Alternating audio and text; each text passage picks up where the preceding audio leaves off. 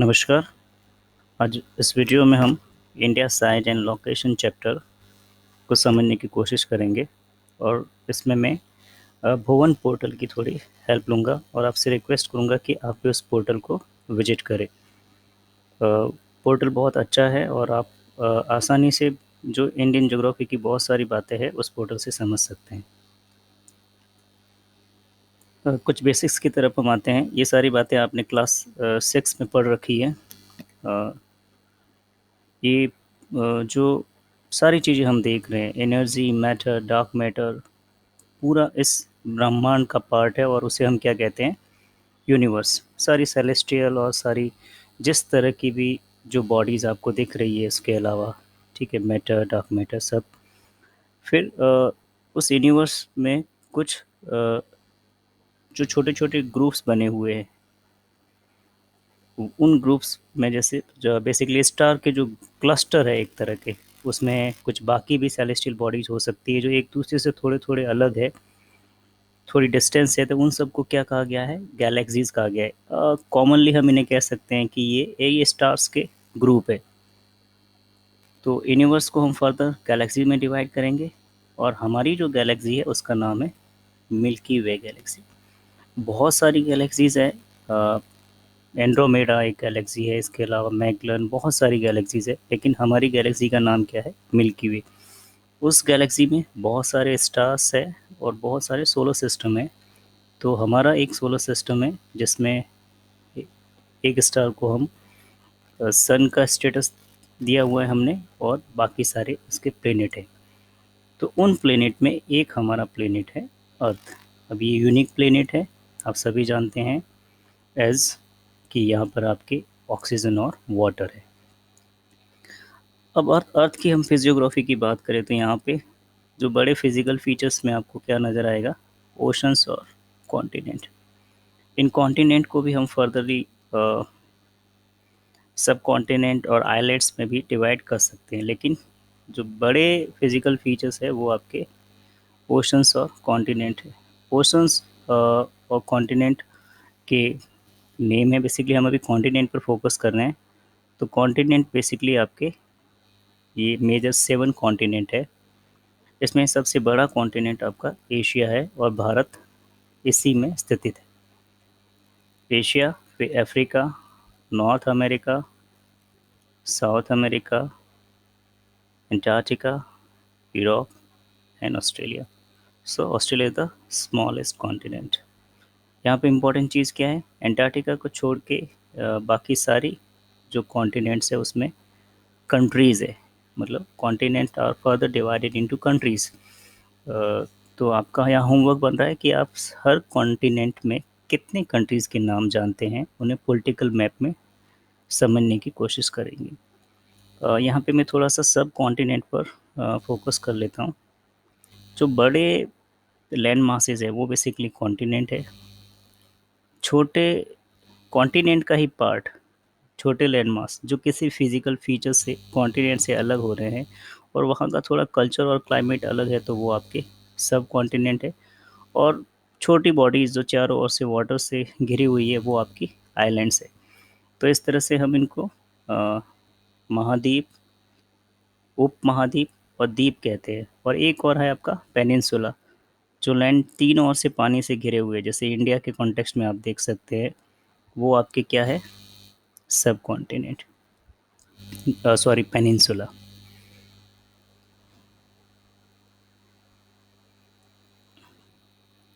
अब अर्थ का आप ये सैटेलाइट व्यू देखिए जो मैंने भुवन से ही लिया है। ये आपका सैटेलाइट व्यू है अर्थ का। तो इसमें आप देख सकते हैं कि हमें बिल्कुल इस तरह से नज़र आएगी। ये कॉन्टिनेंट्स है और बाकी जो ब्लू ब्लू आपको नज़र आ रहा है वो सारा वाटर है। अब अगर हम इस पे अब हम यहाँ पे किसी की लोकेशन अगर हमें बतानी है तो हमारे पास कोई इसका मेजरमेंट नहीं है। इसलिए हमने क्या कोऑर्डिनेट्स बनाए हैं और इन कोऑर्डिनेट्स को ही हम लेटीट्यूड और लॉन्गिट्यूड कहते हैं। इस पर इस तरह से लाइन ड्रॉ की गई है। जो लाइन आपके इस तरह से ईस्ट टू वेस्ट या वेस्ट टू ईस्ट जा रही है वो आपकी सारी लेटीट्यूड है। और जो लाइंस आपके नॉर्थ टू साउथ जा रही है, वो आपकी सारी क्या है, लॉन्गिट्यूड है। अब दोनों में डिफरेंस क्या है कि ये जो लेटीट्यूड्स है ये आपस में नहीं मिल रही है, एक दूसरे से नहीं मिलती है, ये पैरेलली एक राउंड बना रही है, एक सर्कल बना रही है इसके ऊपर। जबकि जो लॉन्गिट्यूड है वो कॉर्नर में जाके पोल पे जाके मिल रही है। तो इनकी लॉन्गिट्यूड में डिस्टेंस कम हो रही है और लेटीट्यूड में किसी भी तरह की जो डिस्टेंस है वो कम नहीं हो रही है। अब यहाँ इसमें आप देखिए ये लॉन्गिट्यूड और लेटीट्यूड दोनों यहाँ मिक्स हो रही है और ये ग्रिड बना रही है। ये ग्रिड बेसिकली क्या है, किसी भी लोकेशन की पोजीशन पता करने के लिए एक तरह की इमेजिनरी लाइन्स है। लॉन्गिट्यूड और लेटीट्यूड दोनों ही इमेजिनरी लाइन्स हैं और इन जहाँ पर इनके क्रॉस हो रहे हैं या जहाँ ये लाइन्स आपस में मिल रही है वो ये पूरा एक तरह का ग्रिड पैटर्न है। तो इन जिस लोकेशन पर कौन सा कौन सी लेटीट्यूड लाइन जा रही है, कौन सी लॉन्गिट्यूड लाइन जा रही है, वो उस लोकेशन का एड्रेस होता है बेसिकली। तो हर कंट्री के लिए या हर प्लेस के लिए एक लॉन्गिट्यूड और एक लेटीट्यूडनल वैल्यू होती है। इस मैप में हम थोड़ा और इसको समझने की कोशिश करेंगे। ये हमारा सैटेलाइट व्यू है। इसी को जब हम रिप्रेजेंट करते हैं तो ग्लोब बना के हम इसको रिप्रेजेंट करते हैं, जो वास्तव में ज़्यादा एक्यूरेट रिप्रेजेंटेशन है अर्थ का। लेकिन जब हम इसको फ्लैट कर देते हैं तो वो मैप हो जाता है। मैप में इतनी एक्यूरेसी नहीं होती है। अब देखिए ये यहाँ पे भी आपको ये इस तरह का ये जो पर्पल कलर नज़र आ रहा है, इधर भी पर्पल, इसका मतलब ये दोनों तरफ से जुड़ रहा है। दोनों तरफ इसके ये पैसिफिक ओशन है।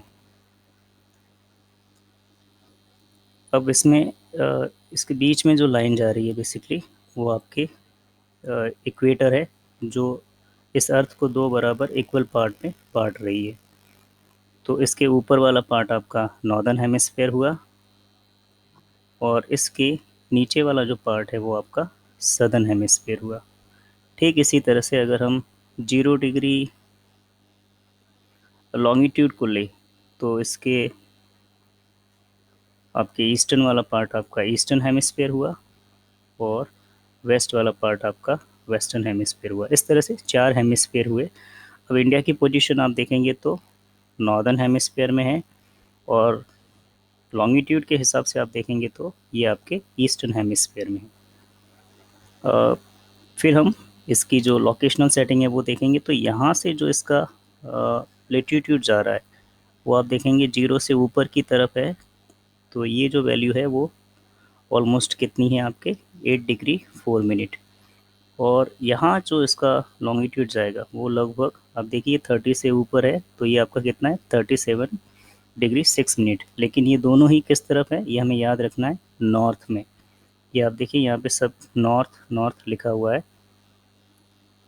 ठीक इसी तरह से अगर हम इसकी लॉन्गिट्यूडनल वैल्यू देखेंगे तो ये लाइन आप देखेंगे इस तरफ से जो गुजर रही है तो ऑलमोस्ट जो ये यहाँ इससे इस तरफ होगी थोड़ी बहुत, क्योंकि ये राउंड शेप में है। तो वो वैल्यू आपकी कितनी रहेगी 68.7 मिनट ईस्ट, क्योंकि ये ईस्टर्न हेमिस्फीयर में। ठीक इसी तरह से यहाँ से जो लाइन गुजरेगी वो आपके है 97 degree 25 minute east.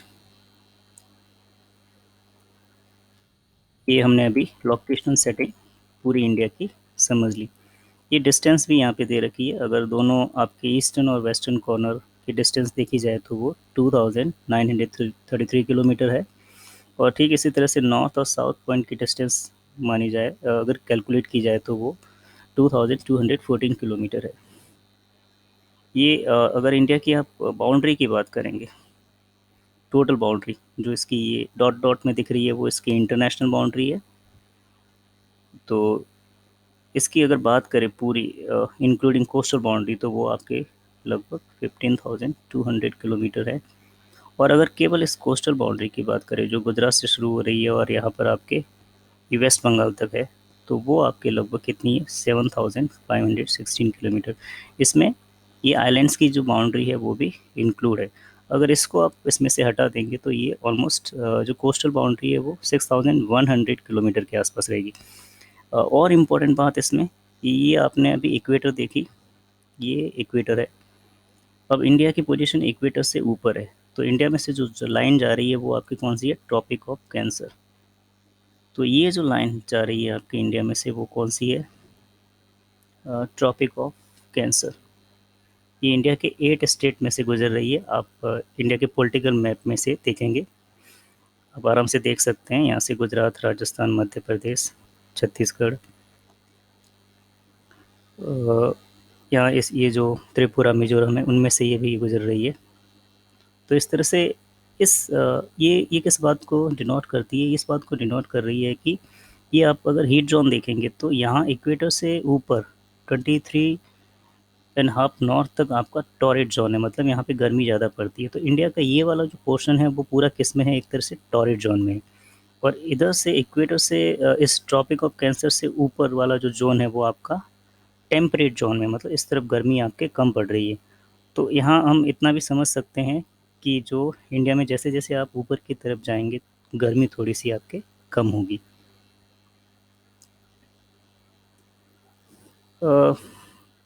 Locational setting हमने समझ ली है। और जो इंडिया की टॉपिक ऑफ कैंसर वाली जो लाइन है वो कौन से स्टेट से गुजर रही है वो भी हमने देख लिया। अब थोड़ा सा साइज को देख लेते हैं। जो इंडिया का एरिया है वो ऑलमोस्ट आपका 32 लाख स्क्वायर किलोमीटर है। 32 लाख 87,263 स्क्वायर किलोमीटर है। इसे आप 3.28 मिलियन स्क्वायर किलोमीटर भी कह सकते हैं, जो वर्ल्ड के एरिया का 2.4% है। इंडिया की बाउंड्री हमने देख ली।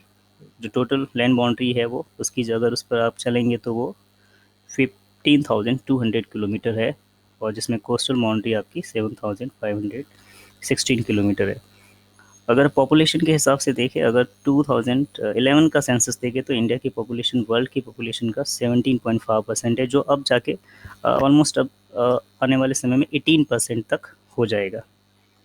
अब अगर इन चीज़ों को हम थोड़ा सा भुवन पे जाके एक्सप्लोर करने की कोशिश करते हैं। भुवन का आप ये पोर्टल देख रहे हैं, इसमें आप 3D में बिना लॉगिन आईडी बनाए भी आप इसमें विजिट कर सकते हैं। इसमें आपको 3D व्यू मिलेगा हमारी अर्थ का। आप चाहो तो इस तरह का जो सैटेलाइट व्यू है ये भी देख सकते हैं। ये देखिए आप इसमें मूव भी कर सकते हैं। जैसे अगर आपको देखना है कि इंडिया में कौन से हिस्से में जैसे सनलाइट पहले आएगी, तो आप देखिए अगर आप इस तरह से इसको मूव कर रहे हैं, जैसे अर्थ हमारी मूव कर रही है, अगर मैं इस तरह से इसको मूव करूँगा तो पहले आप देखेंगे कि यहाँ ईस्टर्न साइड में जो सनलाइट है वो पहले आएगी, और फिर बाद में ये वेस्टर्न साइड में आएगी। दोनों पोल की तरफ भी आप देख सकते हैं इसमें, और आप चाहे तो इसके साउथ पोल में भी जा सकते हैं। सारे जो कॉन्टिनेंट हैं उनकी जो सैटेलाइट इमेज है वो आपको यहाँ साफ साफ नज़र आएगी, और इंडिया के सारे फिजिकल फीचर्स को आप इसमें जूम इन करके देख सकते हैं। मैं अब यहाँ पे थोड़ा सा पॉलिटिकल व्यू लूँगा ताकि आपको नेबरिंग कंट्री के बारे में थोड़ा सी इन्फॉर्मेशन दे सकूँ। आप इसमें जूम इन कीजिए, और यहाँ पे किसी भी तरह का आप टूल ले सकते हैं। बेसिकली अगर आप जैसे डिस्टेंस मेजर करना चाह रहे हैं तो इसमें आप टूल लेंगे, मेजर डिस्टेंस करेंगे, और एक पॉइंट आप लगाएंगे, और फिर आप देखिए एक लाइन मैंने इस पर ड्रॉ की है। तो अगर मैं लगभग लगभग नीचे की तरफ इसको ले रहा हूँ तो आप देखिए ये एक अप्रॉक्सीमेट बता देगा, क्योंकि अगर आपकी वैल्यू सही है, अगर आपने सही जगह पे पॉइंट किया है तो वो सही डिस्टेंस बताएगा, वरना थोड़ी ज़्यादा, अभी जैसे ये थोड़ी ज़्यादा बता रहा है क्योंकि मेरे पॉइंट्स थोड़े इसमें बड़े हो गए। इसके अलावा आप इसमें एरिया भी मेजर कर सकते हैं, थोड़ा सा और जूम इन करके। अगर आप चाहें तो इसमें मेजर एरिया वाला टूल लेके भी इस तरह से इसमें आप पॉइंट बना के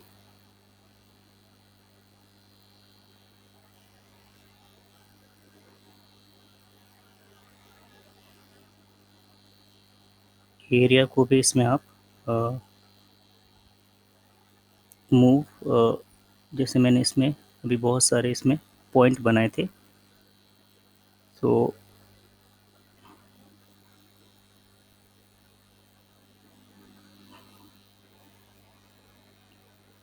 थोड़ा सा वेबसाइट स्लो हो रही है।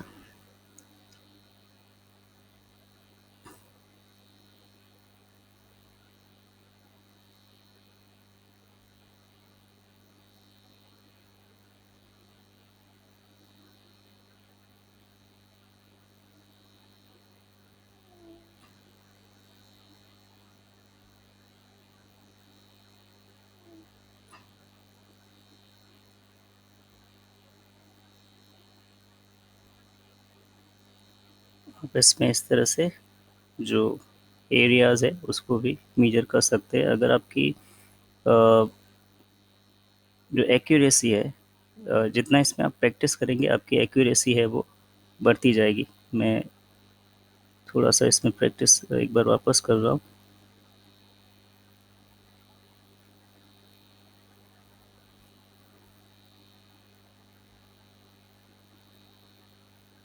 इसलिए आप देखते जा रहे हैं इसमें ये जो एरिया है धीरे धीरे इसका जो कलर है वो चेंज होता जा रहा है। तो अप्रोक्सीमेट जैसे जितने आपके पॉइंट की एक्यूरेसी होगी उतना इसमें जो एरिया है वो डार्क ब्लू होता जा रहा है। और अल्टीमेटली इसमें ये जो एरिया भी आपके कैलकुलेट करके इस तरफ आपको बता देगा। अराउंड ये 3,21,221 स्क्वायर किलोमीटर। लेकिन ये आपके पॉइंट्स कितना आप सही मार्क कर रहे हो उस पर है। तो आप अपने इसमें ज़ूम इन करके अपने एरिया की किसी भी तरह की जो जितना आप मैक्सिमम जितनी इसमें एक्यूरेसी दे रखी है वहाँ तक आप एक्यूरेट मेजरमेंट कर सकते हैं। अब हम थोड़ा सा इंडिया की जो पॉलिटिकल स्ट्रक्चर है उस पर आएंगे। इंडिया की नेबरिंग कंट्री का अब देखिए इस तरफ आपके पाकिस्तान, अफ़गानिस्तान, इस तरफ आप देखेंगे तो चाइना हमारा जो मेजर नेबरिंग कंट्री है। इससे पहले आपका नेपाल, भूटान, बांग्लादेश। यहाँ मैं आपसे थोड़ा सा ये बताना चाहूँगा कि अगर हम इंडिया की जो फॉरेन बाउंड्री की तरफ फोकस करें तो इंडिया की जो मैक्सिमम जो फॉरेन बाउंड्री है, आपकी जो सीमा किसी कंट्री से लगती है तो वो बांग्लादेश है, क्योंकि ये चारों तरफ से इंडिया से घिरा हुआ है। और उसके बाद में फिर जो बाकी कंट्रीज़ है उनका नंबर आता है। जैसे बांग्लादेश से हमारी सीमा सबसे ज़्यादा लग रही है, फिर चीन, फिर पाकिस्तान, फिर Nepal, Myanmar, Bhutan and then Afghanistan. तो ये आपको याद रखना है और इसे आप मैप पर थोड़ा प्रैक्टिस भी करेंगे। Thank you.